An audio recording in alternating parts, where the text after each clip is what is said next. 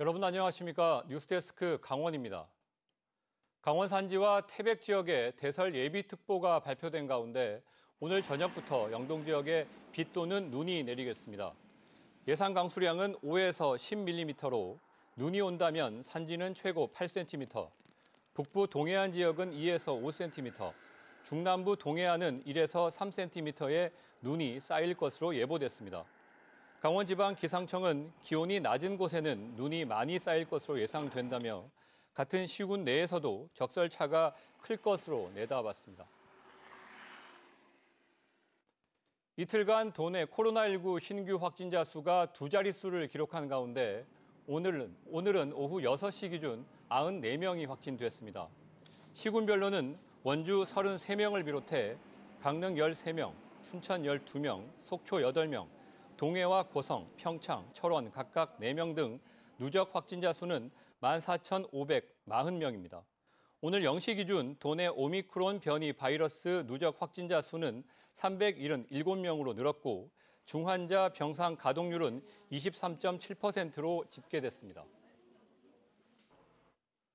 코로나19 상황이 장기화되면서 지역 축제가 그야말로 직격탄을 맞고 있습니다. 개최 시기를 조정하거나 먹거리 단지를 없애면서까지 올해는 축제 재개를 저울질하고 있습니다. 계속 취소만 하다가는 축제가 영영 잊혀지지 않을까 하는 우려에서입니다. 조성식 기자입니다. 시가지를 관통해 흐르는 하천이 하얀 눈밭으로 변했습니다. 인공눈을 만드는 장비는 쉴 새 없이 눈가루를 뿜어냅니다. 중장비도 투입돼 눈조각과 눈썰매장을 만들기 위한 기초 작업이 한창입니다. 지난해 코로나19로 취소됐던 대관령 눈꽃축제장이 다시 손님 맞이 준비에 나섰습니다. 정부의 방역 조치 강화에도 불구하고 일정을 변경하면서까지 축제를 개최하려는 강한 의지를 보이고 있습니다.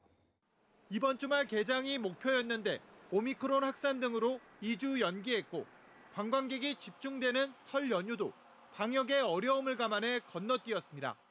코로나 때문에 지역 상권이 많이 좀 위축이 된 것들이 아무래도 있긴 하거든요. 그래서 그런 부분을 좀 축제를 통해서 외지에서 이제 방문객들이 오시고 하면 좀 해결될 수 있는 것들을 기대하고 있고 그러다 보니까 축제위원회도 가급적 축제를 하는 쪽으로.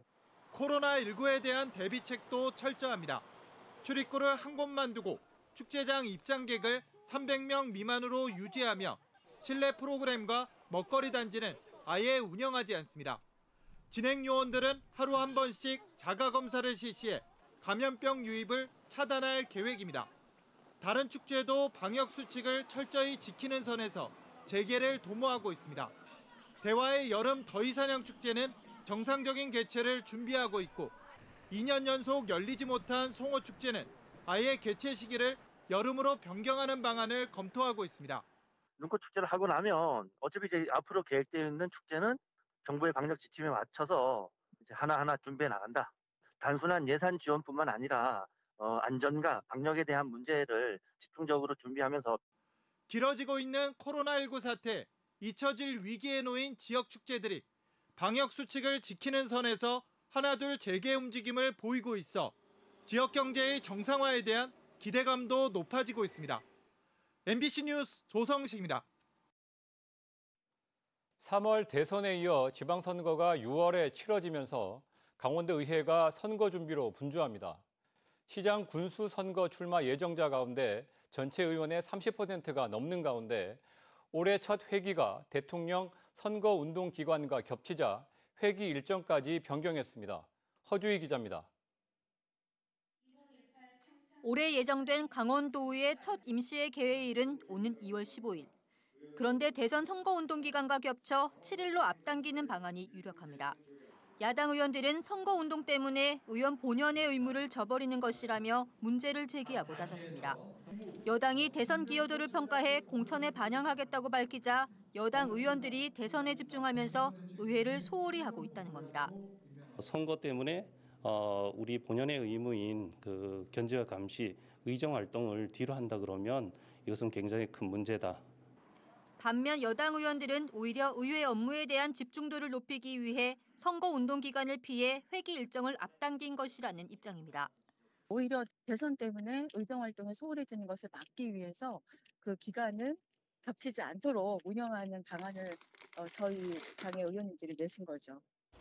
정족수 부족 사태도 우려되고 있습니다. 이번 10대 강원도 의원 46명 가운데 시장이나 군수 선거에 나올 사람은 15명 정도. 전체 의원의 30%를 넘습니다. 지방선거 예비 후보 등록 기간을 고려하면 사실상 2, 3월에 사퇴해야 하기 때문에 자칫 정족수를 채우지 못해 상임위 운영이 어려워질 수도 있습니다. 상임위 개회는 재적의원의 3분의 1 이상이 돼야 하고 안건 의결은 과반수가 출석해야 하기 때문입니다. 위원회 정수에서 최소한 6분 정도 뭐 이하로 떨어지거나 이러면 그때 가서 이제 뭐 논의를 해서 이렇게 보완하는 방법으로. 3월 대선이 끝나면 또다시 6월 지방선거에 집중해야 하기 때문에 3월 임시회도 선거판에 빛을 잃지 않을까 우려의 목소리가 커지고 있습니다. MBC 뉴스 허주입니다. 더불어민주당 강원 대전안 선거대책위원회 출범식이 오늘 원주 문화원에서 열렸습니다.